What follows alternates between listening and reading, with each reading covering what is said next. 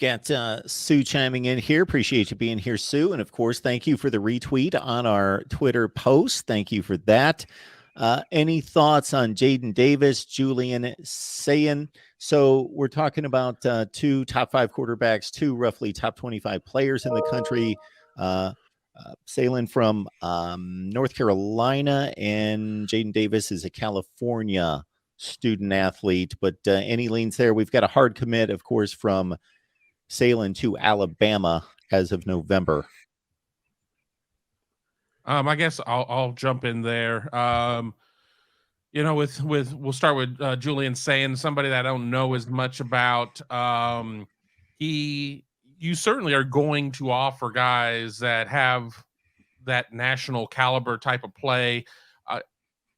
Has Alabama necessarily, outside of Bryce Young, had that just awesome playmaking type of quarterback? I mean, they've had some game managers along the way. They've had some guys that have been able to go out and make plays, but more so the game manager. I think the name that everybody's more familiar with is Jaden Davis out of the greater Charlotte area. If you look at how recruiting was going, the top 2 quarterbacks several months ago in the class were Dylan Raiola and Jaden Davis, and both were very high on Ohio State. And Ohio State obviously takes the commitment of Dylan Raiola.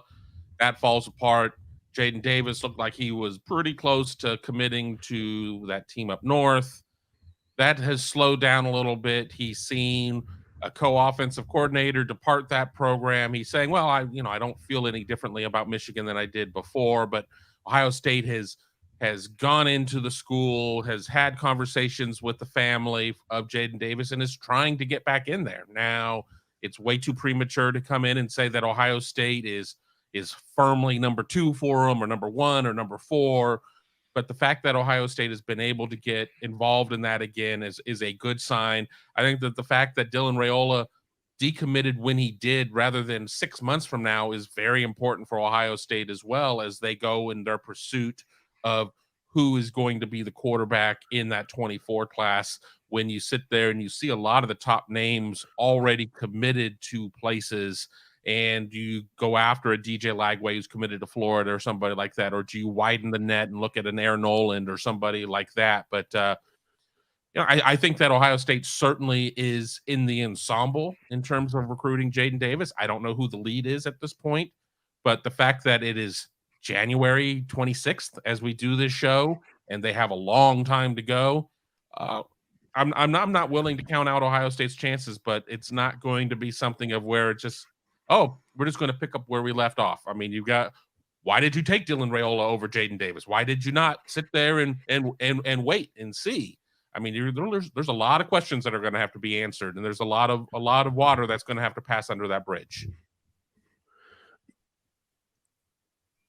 That to me is the part of it that would drive me crazy as a coach trying to recruit, or a position coach, is the whole game of, it's tough enough to get the top athletes in the country when you're expected to get the top athletes in the country. It's another thing, the whole time period between commitments, or when people expect commitments to come in, versus how long you got to hold that commitment and keep him interested and keep him engaged and keep him away from everybody else.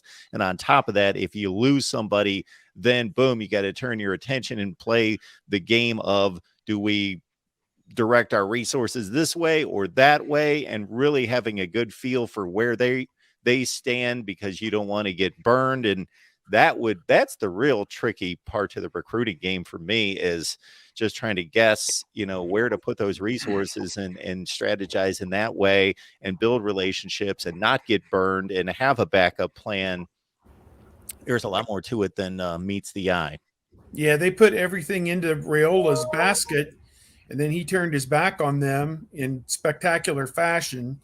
And I don't know what the backstory was about that, but he turns up apparently at the Peach Bowl wearing Georgia garb, and people don't know if it's going to be Georgia or Nebraska for him, or what it's going to be. But there was some kind of disconnect somewhere in the mix on him, and now they're trying to play catch up on other guys at that position in that class, and they're in a tough spot. They're in a tough bind. So I don't know. I guess we'll wait and see what they can unearth. I think they're going to be in good shape on 25. They got a couple guys in Ohio that they're looking at, and then obviously some national guys as well for 25. So we'll see how that turns out.